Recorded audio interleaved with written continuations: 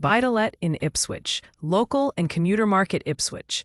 Not exactly the first name people drop at networking events when they're talking property hotspots, unless they really know what they're doing. But let me tell you something. Ipswich is quietly becoming a bit of a buy-to-let dark horse. I've had more than a few investors this year alone ask, is now the time to jump in? And honestly, for many, the answer's a big fat yes. But there's always a but. You need to know the why, the where, and the who. Let's start with the obvious. Location. Ipswich sits just about an hour from Liverpool Street by train. That commute, it's not as bad as people think. And that's coming from someone who used to schlep across zones 1 through 5 daily. With more professionals hybrid working, it's perfect. Affordable housing here, a couple of train days a week, and boom, balance. The ripple effect from London is very real. Prices in the capital are still bananas. I recently valued a one-bed flat in Shoreditch for $625K. Yeah. In contrast, you can snap up a solid two-bed terrace in Ipswich for under $230K.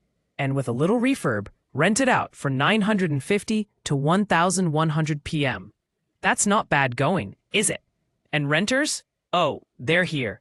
Young professionals, NHS staff, Ipswich Hospital's a big local employer. Families priced out of Chelmsford or Colchester. Even retired Londoners cashing in on equity and choosing a slower pace. I've had clients tell me, we just want a garden and no tube delays. Fair enough. Now, let's talk local hotspots. Stoke Park is seeing movement.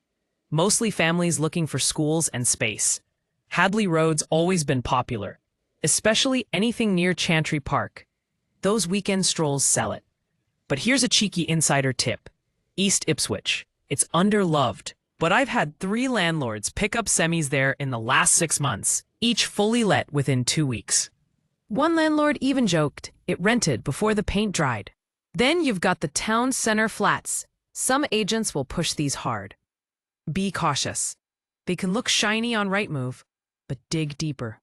High service charges, cladding issues, and oversupply in some buildings can eat into returns. If you're thinking of going that route, do your homework. Or, better, speak to someone who's been burned. I know one guy who spent months trying to offload a flat he bought during the 2008 buzz. Still not gone. But hey, not all flats are bad news. Those around the waterfront, different story. Gentrification is creeping in. The university's expanding, and new bars, cafes are popping up every time I blink. There's this little cafe on Neptune Quay, croissants to die for, and full of estate agents doing market research. Read, sipping lattes. Yields, solid. On the right property, you're looking at 5.5 to 6.5% gross. Some HMOs, if you've got the appetite, are hitting higher, especially near the hospital or university. But beware. Article 4 might be on the horizon in some areas. The council's been sniffing around, and that usually means regulation is coming. And now, for the big twist. House prices here aren't skyrocketing, but they're holding firm. While London wobbles and parts of Essex flatten out, Ipswich is steady. And steady, my friend, is good. It means predictability. It means fewer panicked 2 a.m. calls from clients saying, should I sell? Speaking of which, don't be that guy. The one who buys a cheap terrace, slaps on gray laminate flooring, and wonders why it won't rent. Ipswich tenants are savvy. They want character, working boilers. Yes, really. Decent broadband, and maybe, just maybe, a little garden where they can grow tomatoes or dump bikes. Honestly, I've had more fun helping clients invest in Ipswich than I ever expected. It's not showy. It's not always easy. But when it works, it really works.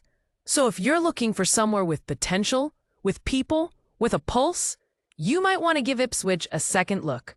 Just don't all rush at once. We like to keep a few secrets around here.